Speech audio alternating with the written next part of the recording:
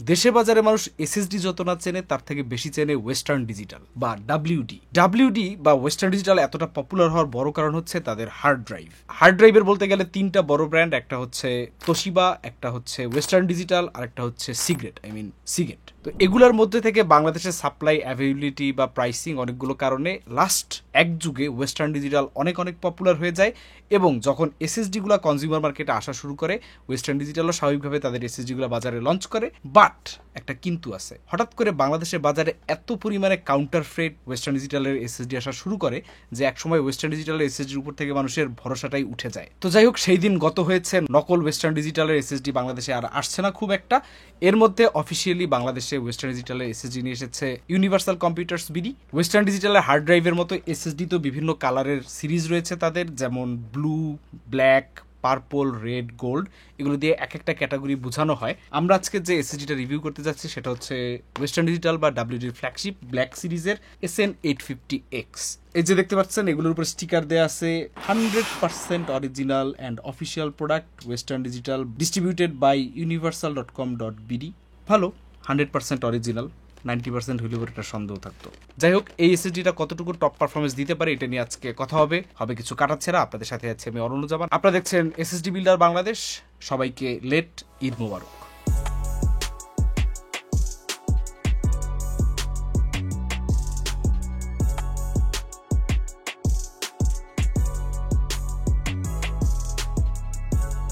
Flagship এসএসডির দামটাও flagship ক্যাটাগরিরই হবে।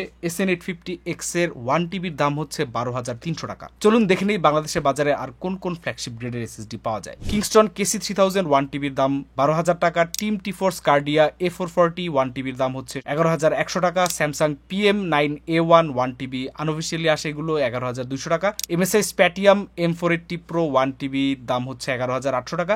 Lexar NM800 Pro 1TB হচ্ছে 11,200 টাকা। সিগেট ফায়ারকুডা 530 দাম হচ্ছে 11,400 টাকা। কর্সায়ার MP600 Proর দাম হচ্ছে 11,800 টাকা। মানে আমাদের চেনা যত ফ্ল্যাগশিপ এসএসডি আছে সবগুলো থেকে এটার দাম কিছুটা বেশি বলা চলে। কেন বেশি, আসলে কি জাস্টিফাইড কিনা, এটা নিয়ে বিস্তারিত কথা হবে। চলুন তার আগে আনবক্সিংটা সেরে নেওয়া যাক। ফুল ব্ল্যাক কালারের বক্সে এসএসডিটা আসে। বক্সটা হাতে নিলে একটা প্রিমিয়াম ফিল পাওয়া যায়। বক্সের উপরে কিছু ডট ম্যাট্রিক্স ডিজাইন করা। সিলটা কেটে ফেললে প্লাস্টিক ট্রেতে এসএসডিটা আসে, সাথে একটা নিউজ পেপারের সাইজের বিশাল ইউজার ম্যানুয়াল। তবে দুঃখের সহিত বলতে হচ্ছে এসএসডির সাথে কোনো প্রকার কোনো স্ক্রু দেওয়া হয় নাই। এইটার আসলে মেইন ভেরিয়েন্টটা ছিল SN850, যার পরে এই 850X-টা লঞ্চ করা হয়েছে। SN850X একটা PCIe 4 Gen 4 SSD। এর সবগুলো ক্যাপাসিটি রিড স্পিড হচ্ছে 7,300 মেগাবাইটস পার সেকেন্ড। তবে 1TBর ক্ষেত্রে রাইট স্পিড হচ্ছে 6,300, 2TB এবং 4TBর ক্ষেত্রে রাইট স্পিড 6,600। র্যান্ডম রাইট হচ্ছে 1100 IOPS এবং র্যান্ডম রিড হচ্ছে 1TB ক্যাপাসিটির ক্ষেত্রে 800K IOPS এবং 2TB আর 4TB ক্যাপাসিটির ক্ষেত্রে 1200K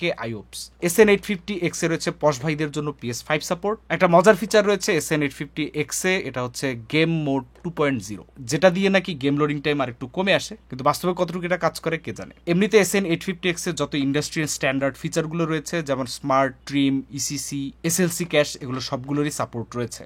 এরপরে টিয়ার ডাউন বেশ সিম্পল। উপরে থাকা স্টিকারটি আস্তে করে তুলে ফেললে টিয়ার ডাউন শেষ, কেল্লা ফতে। তবে একটা ওয়ার্নিং, এরকম ইঞ্জিনিয়ারিং করার আগে এসএসডিটার ওয়ারেন্টি পলিসি পড়ে নেবেন, অন্যথায় স্টিকার তুলে ওয়ারেন্টি ভয়েড হলে মাথায় হাত পড়তে পারে। SN850X একটা M.2 2280 ফর্ম ফ্যাক্টরের এসএসডি। এসএসডিটার পিসিবি সিঙ্গেল সাইডেড। M.2 কানেক্টরের পর স্যান্ডিস্কের একটা কন্ট্রোলার রয়েছে, যার মডেল হচ্ছে 20-82-10035। এখানে কারো কপাল কুচকে যেতে পারে যে ওয়েস্টার্ন ডিজিটাল এসএসডিতে স্যান্ডিস্ক কি করতেছে। তাদের জ্ঞাতার্থে বলে রাখছি যে 2016 সালে ওয়েস্টার্ন ডিজিটাল স্যান্ডিস্ককে অ্যাকুয়ার করে নেয়। এরপর থেকে ওয়েস্টার্ন ডিজিটালের সব এসএসডিতেই ন্যান্ড সেল এবং কন্ট্রোলার দুইটাই স্যান্ডিস্কের ব্যবহার হয়ে থাকে। কন্ট্রোলারটির পর একটা ডিরাম চিপ, তবে এটা ম্যানুফ্যাকচার সম্পর্কে কোনো ইনফো পাওয়া যায়নি। এরপর স্যান্ডিস্কের ম্যানুফ্যাকচার করা দুইটা মেমোরি চিপ। তবে এসএসডিটা হাতে নিলে পরে একটা প্রিমিয়াম ভাইব পাওয়া যায়, পিওর ব্ল্যাক কালার একটা প্রিমিয়ামনেস আছে এর মধ্যে। চলুন এরপরে কন্ট্রোলার অ্যানালাইসিস শুরু করা যাক। SN850X এ ব্যবহার করা হয়েছে স্যান্ডিস্কের ম্যানুফ্যাকচার করা একটা কন্ট্রোলার, যার মডেল আগেই বলেছি 20-82-10035।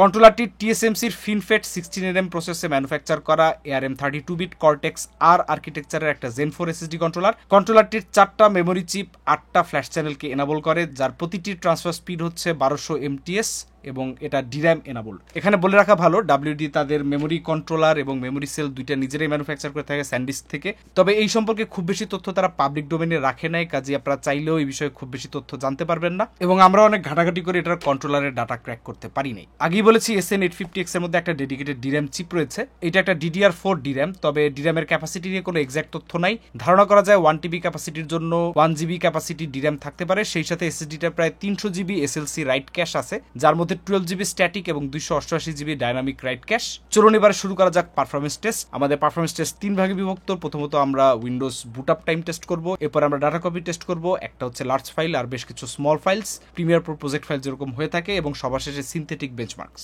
বুট আপ টাইম টেস্টে অপারেটিং সিস্টেম হিসেবে ব্যবহার করা হয়েছে উইন্ডোজ 11 প্রো। শাটডাউন অবস্থা থেকে বায়োস ইনিশিয়ালাইজ হওয়া থেকে উইন্ডোজ ওয়েলকাম স্ক্রিন পর্যন্ত আসতে সময় লেগেছে 4 সেকেন্ডের মতো। অনেকে বলে থাকবেন যে আমাদের ভিডিওতে তো টাইমার 20 সেকেন্ডের বেশি হয়ে যায়, তাহলে আমরা এই 4 সেকেন্ড কোথায় পাচ্ছি? তাদের কনফিউশন দূর করার জন্য বলে রাখি, বুট টাইম টেস্টের আগে একটা ওয়্যার্ড ব্যাকলিট কিবোর্ড আমরা টেস্ট সিস্টেমে কানেক্ট করে রাখি। পিসি যখন পাওয়ার বাটন চাপ দেওয়া হয় কাউন্টডাউন তখন থেকে স্টার্ট করা হলেও আসল বুট টাইমটা কাউন্ট শুরু করা হয় একটু পরে, যখন মাদারবোর্ডের লোগো আসে এবং কিবোর্ডের ব্যাকলাইটটা অন হয়, কারণ আমরা এসএসডি থেকে উইন্ডোজ বুট হওয়ার টাইমটা কাউন্ট করব, যার কারণে অন্যান্য প্রসেসের টাইমগুলোকে কাউন্ট করা হয় না। এবারে ক্লাসিক্যাল রিড রাইট স্পিড টেস্টে এসএসডিটা কেমন পারফর্ম করে দেখা যাক। টেস্ট শুরু করার আগে বরাবরের মতো আমরা টেস্ট সিস্টেম নিয়ে আপনাদের একটা আইডিয়া দিয়ে রাখি। প্রসেসর হিসেবে রয়েছে আমাদের AMD Ryzen 5 7600, মাদারবোর্ড হিসেবে রয়েছে Asus TUF Gaming B650M Wi-Fi, memory হিসেবে রয়েছে ADATA XPG Lancer DDR5 32GB এর একটা RAM। যে এসএসডি থেকে ডেটাগুলো ট্রান্সফার করা হবে তার জন্য রয়েছে T4 Z540 Zen 5 2TB SSD, সেই সাথে আমাদের রিভিউ ইউনিট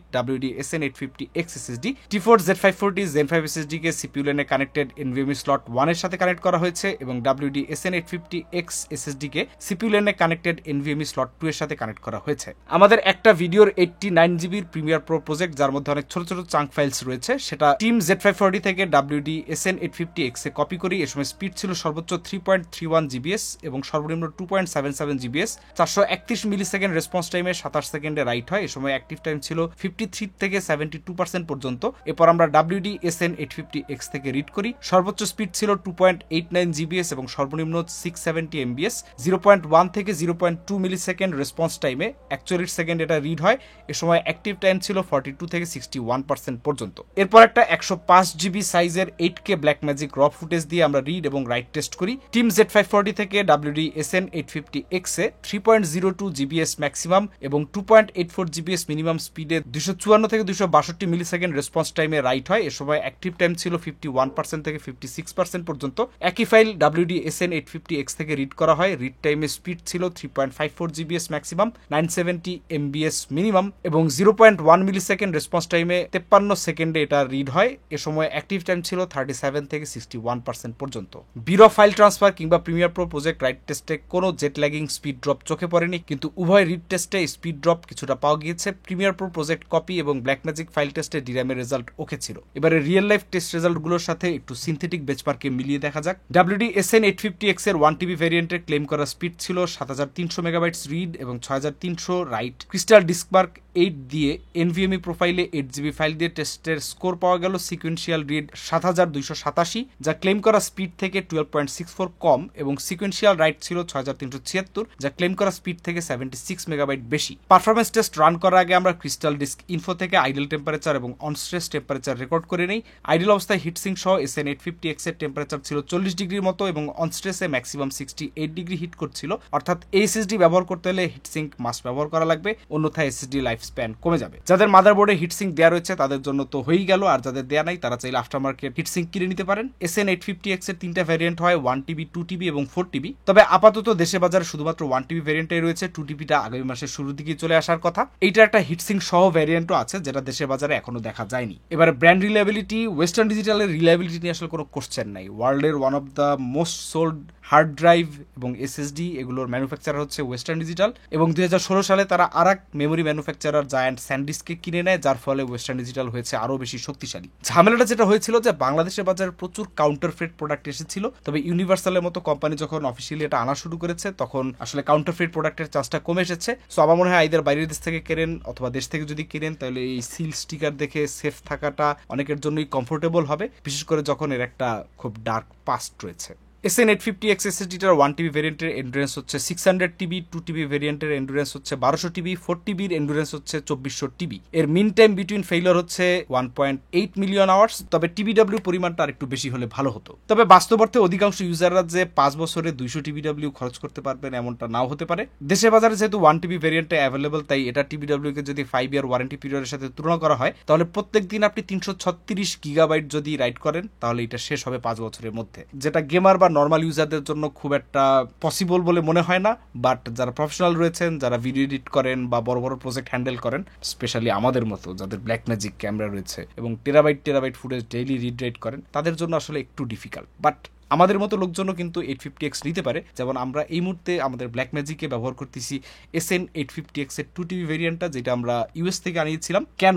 বিকজ এটার রিডেট স্পিডের স্ট্যান্ডার্ডটা অনেক হাই, স্পেশালি যখন এটা কুল থাকে, অর্থাৎ একটা ভালো হিটসিঙ্কওয়ালা এনক্লোজারের মধ্যে আপনি ইনস্টল করবেন, তখন এটা একটা স্মুথ পারফরমেন্স দেয়। আর লো এন্ড Zen 4 SSD হইলে পরে কি হয়, মাঝে মধ্যে যখন ডাটা রেট ড্রপ করে তখন আপনার ফুটেজগুলো করাপ্টেড হয়ে যায় বা আনইউজেবল হয়ে যায়। যাই হোক, 12,300 টাকার SN850X এর রয়েছে 5 বছরের অফিসিয়াল ওয়ারেন্টি এবং এইটার SSD ম্যানেজমেন্ট ইউটিলিটি টুল এদের ওয়েবসাইটই পেয়ে যাবে ওয়েস্টার্ন ডিজিটালের, এবং সেখান থেকে আপনারা গেম মোড 2.0 সহ আরো SSD হেলথ টেলথ এগুলো চেক করতে পারবেন। কস্ট পার জিবির হিসাব যদি বলি, তাইলে এইটার পার জিবির কস্টিং হচ্ছে 12 টাকা 1 পয়সা। দেশে বাজারে এখনো 2TB ভেরিয়েন্টটা অফিসিয়ালি আসে নাই, কাজে ওই ভেরিয়েন্টগুলোর কস্ট পার জিবি এখনই বলা যাচ্ছে না। এবারে চলুন একটা জোরে দেখে নেই প্রোজ এবং কনস। যারা ফ্ল্যাগশিপ গ্রেডের SSD ব্যবহার করতে চান তাদের জন্য এই 850X, বাজারে যদিও ফায়ারকুডা 530 রয়েছে, এর একটা লিজেন্ড রয়েছে, এরকম আরো অনেকগুলো কোম্পানি রয়েছে, বাট ওয়েস্টার্ন ডিজিটাল ব্ল্যাকও কিন্তু ওই সুপিরিয়র সিরিজই বিলং করে। কনসের কথা যদি বলি, তাহলে প্রথমেই বলতে হবে এটার দাম একটু বেশি। তবে এই মুহূর্তে অন্যান্য কোম্পানি যেসব SSD বাজারে রয়েছে, বিশেষ করে যেগুলোর দাম এটার থেকে কম, সেগুলো অনেকগুলোই